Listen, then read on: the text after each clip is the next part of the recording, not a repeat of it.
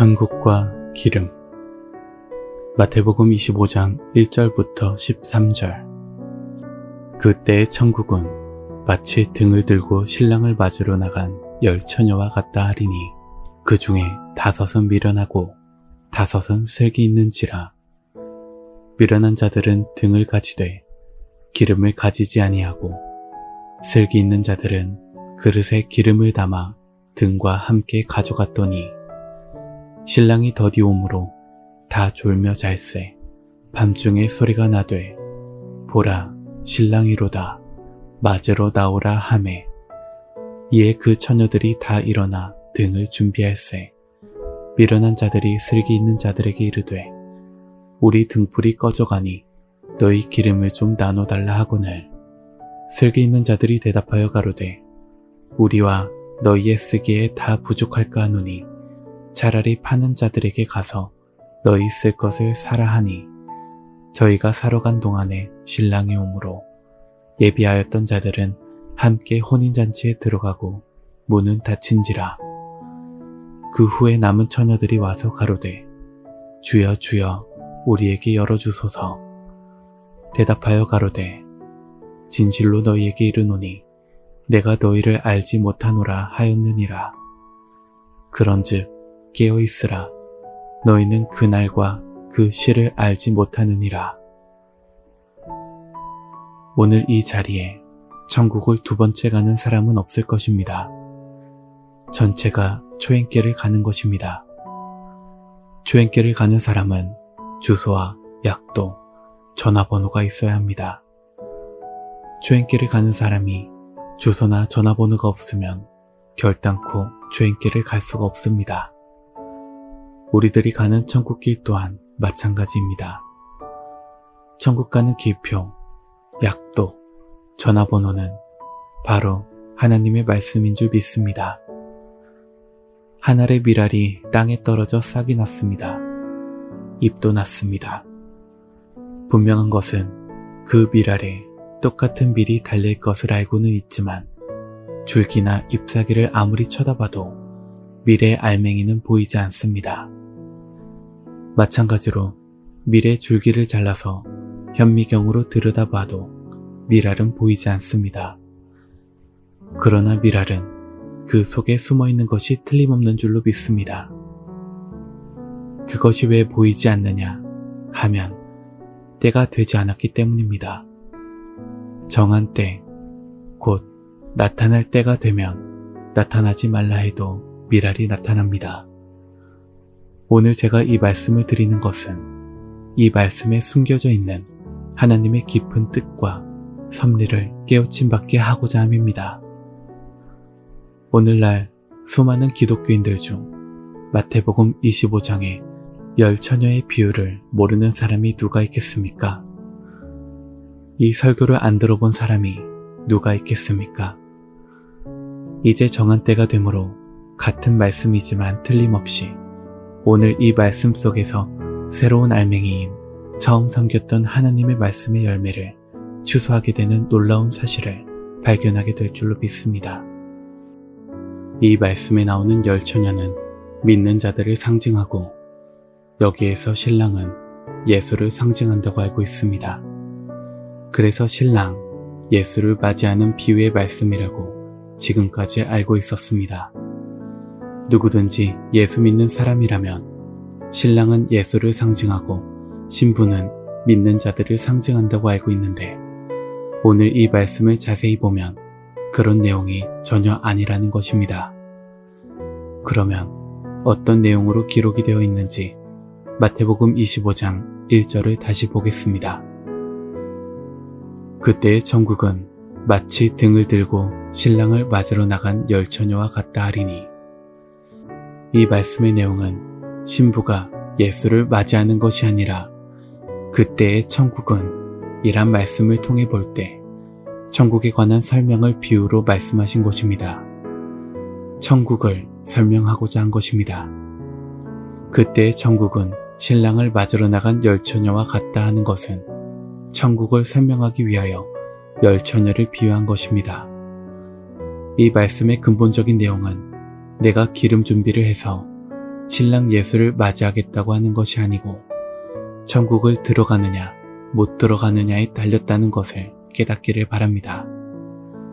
천국을 설명하되 어떻게 설명했느냐 하면 신랑과 신부로 비유를 하고 있는 것입니다.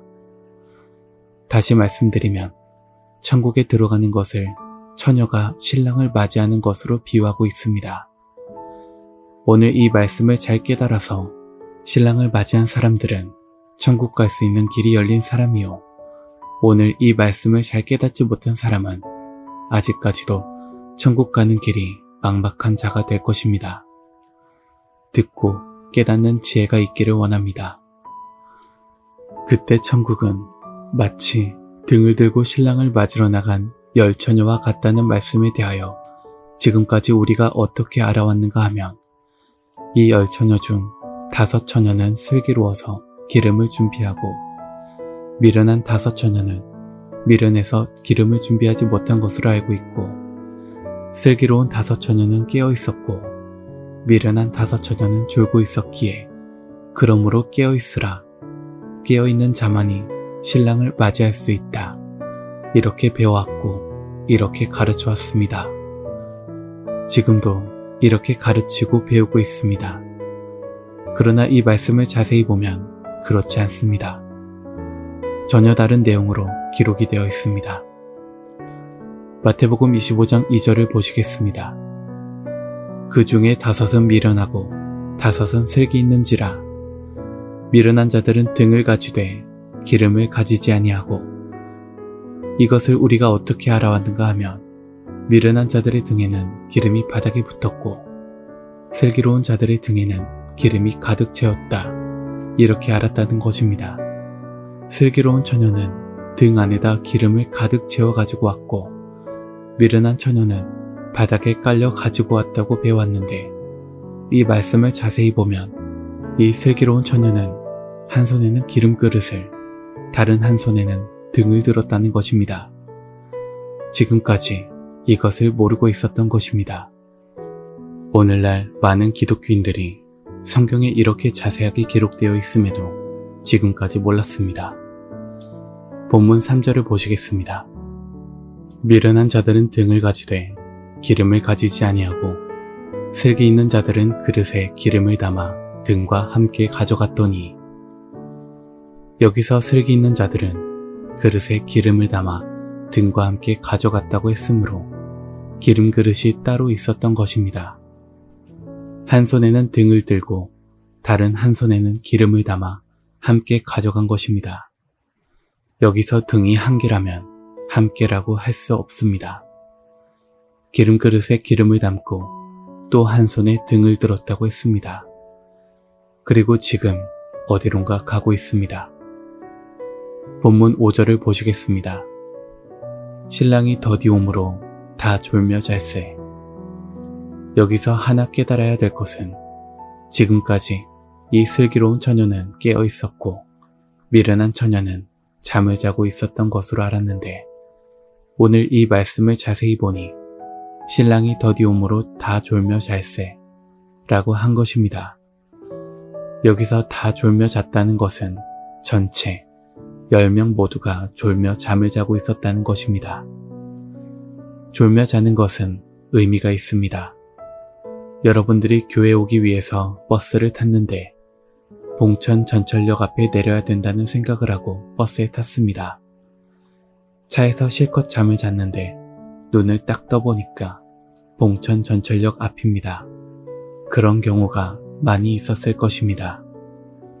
열차를 탈 때도 그렇습니다. 부산에서 탈 때부터 대전역에서 안 내리면 큰일이다 라는 생각을 하고 머리에 입력을 해놓으면 잠을 자긴 자도 살피면서 자는 상태가 되어 졸며 잠을 자도 대전역에 도착하면 자동적으로 잠이 깨어 내리게 되는 것입니다. 미련한 처녀도 신랑이 오면 어쩌나 하고 걱정하며 졸며 잤습니다. 미련한 처녀와 슬기로운 처녀가 다 함께 신랑이 더디옴으로 다 졸며 잤습니다. 밤중에 소리가 나되 신랑이로다 맞으러 나오라 라는 소리를 들었습니다. 유대인의 결혼 풍습은 신랑이 밤중에 오는 것이 아니고 새벽에 옵니다. 새벽에 대문을 두들기면서 신랑이로다 하고 소리를 치면 앞마당에 지프로 불을 피우고 신부가 대청간에 있다가 등을 들고 신랑을 모시고 안으로 들어갑니다.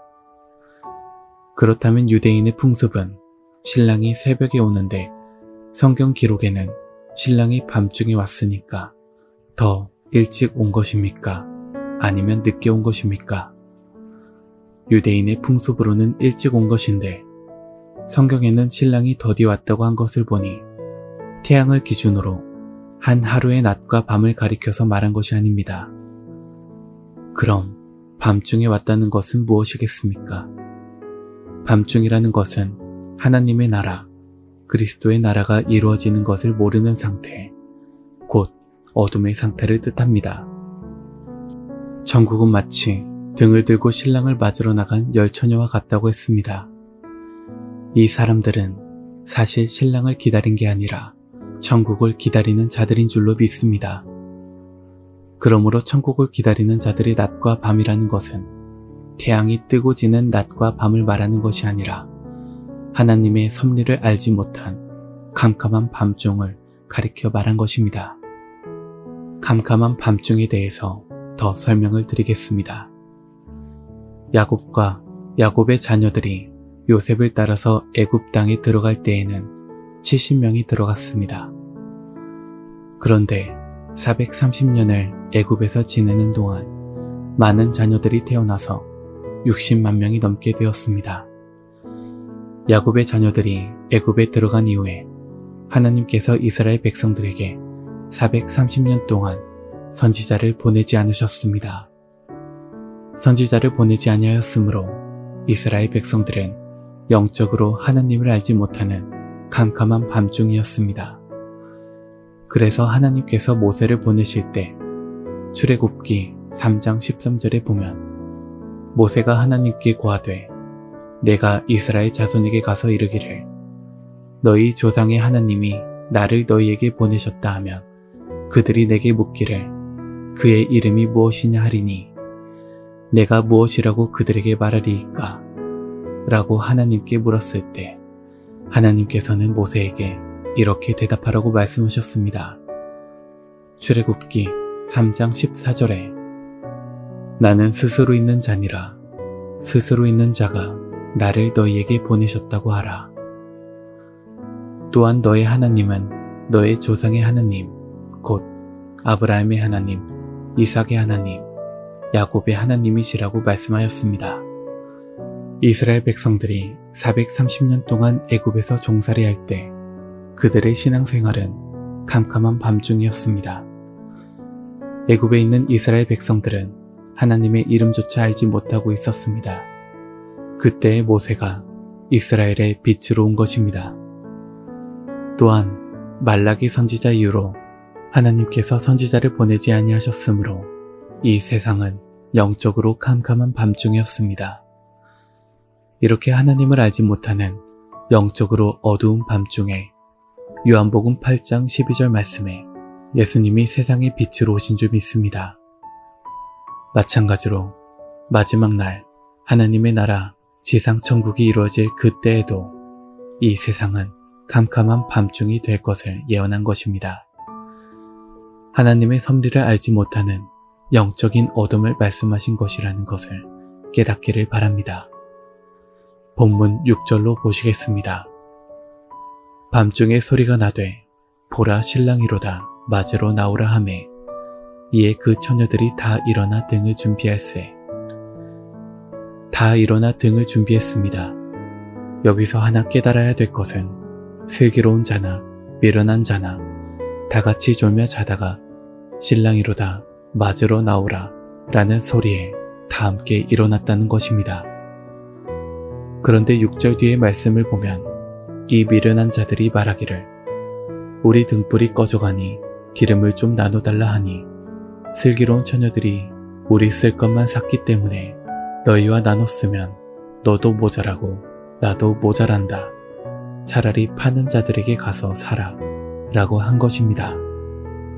미련한 처녀들이 기름을 사러 간 동안에 신랑이 오므로 예비하였던 자들 곧 기름을 준비한 5 처녀는 혼인잔치에 들어갔다고 하였습니다.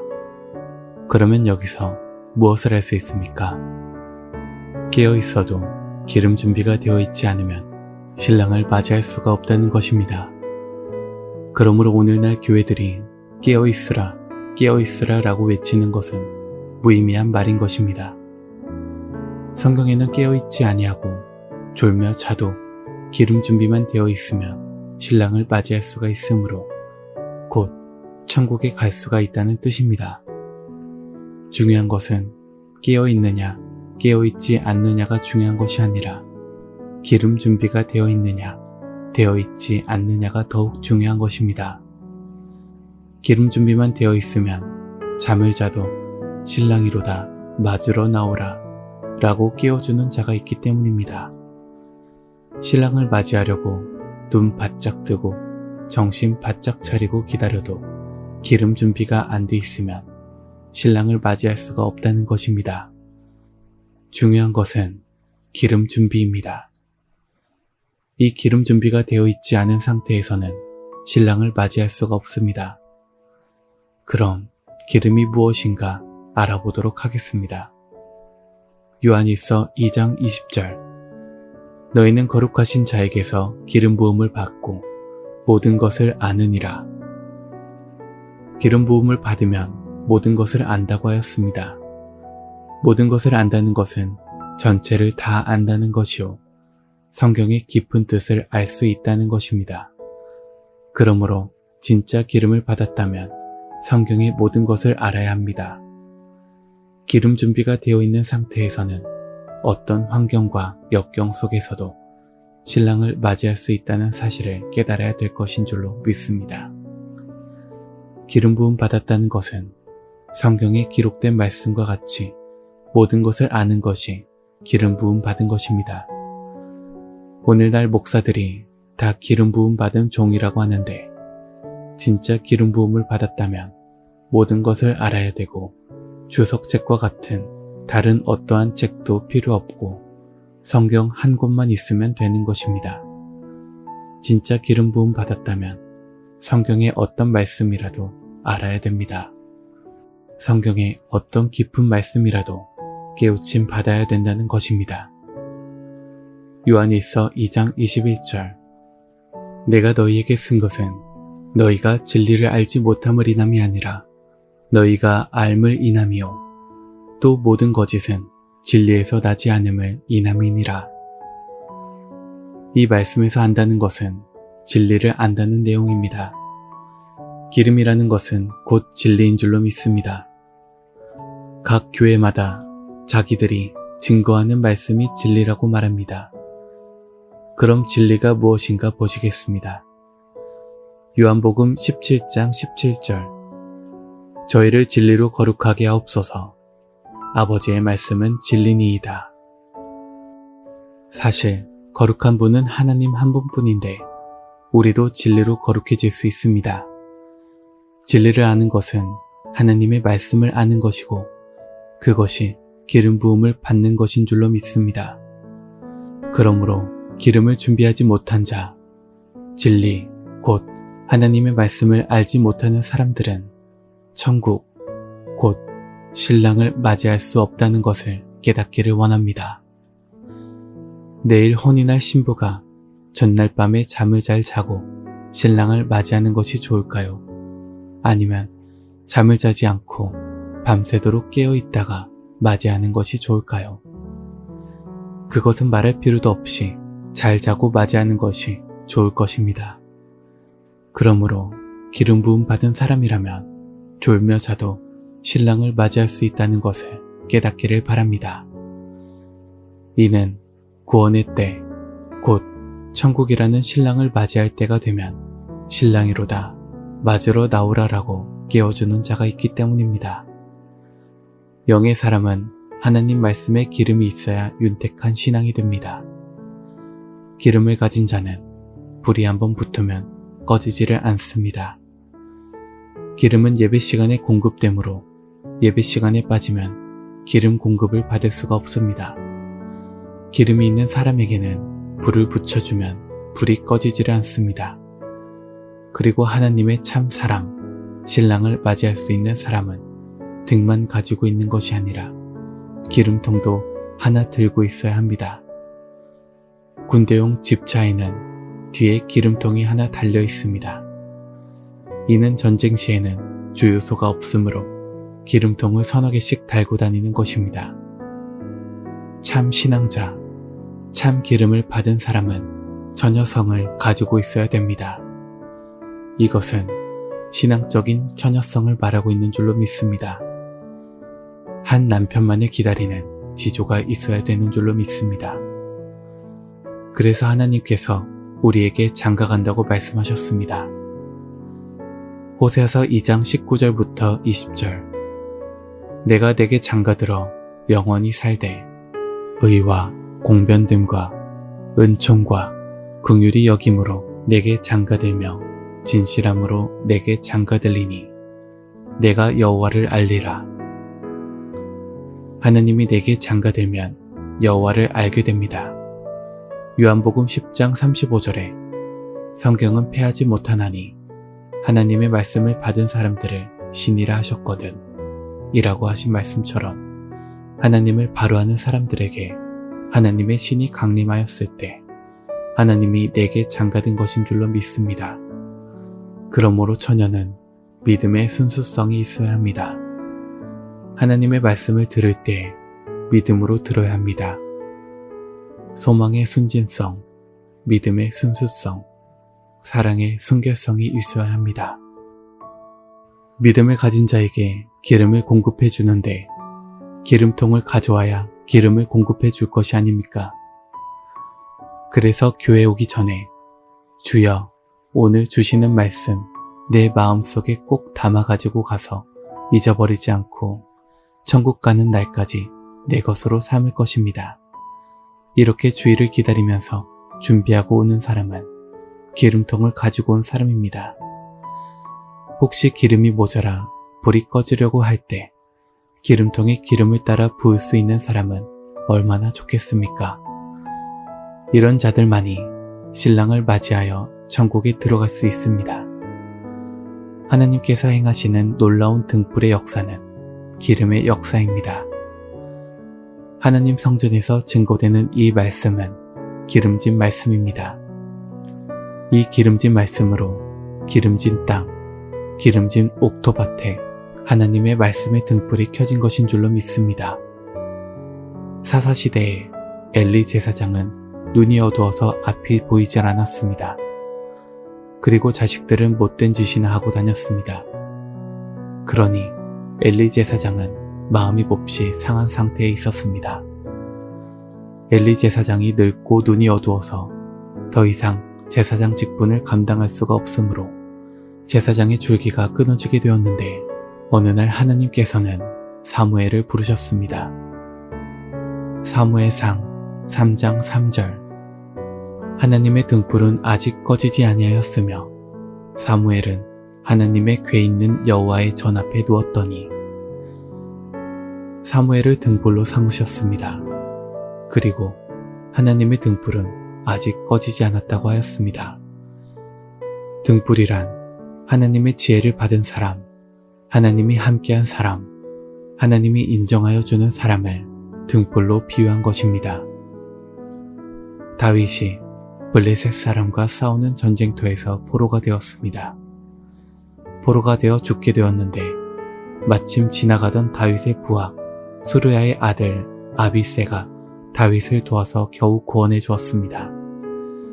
그리고 신하들이 다윗에게 이스라엘의 등불이 꺼지지 않게 하소서라고 하였습니다. 그 말씀이 사무엘하 21장 15절부터 17절에 기록되어 있습니다. 이와 같이 다윗은 이스라엘 등불이었습니다. 우리의 등불은 예수 그리스도인 줄 믿습니다. 오늘 증거된 이 말씀 자체가 기름이 되는 말씀이요. 오늘 이 말씀을 듣고 깨닫는 것은 기름을 받는 일입니다. 예수님은 예수 믿는 모든 자의 등불이시지만 오늘 이 교회의 등불은 오늘 이 말씀을 증거하는 목자가 교회의 등불이요. 오늘 이 말씀을 듣고 깨닫는 자는 기름 부음을 받은 작은 등불이 되신 자들입니다. 앞으로 더 많은 말씀을 깨달아 슬기로운 다섯 처녀와 같이 천국에 들어가는 큰 사명자의 등불이 되시기를 예수 이름으로 축원합니다.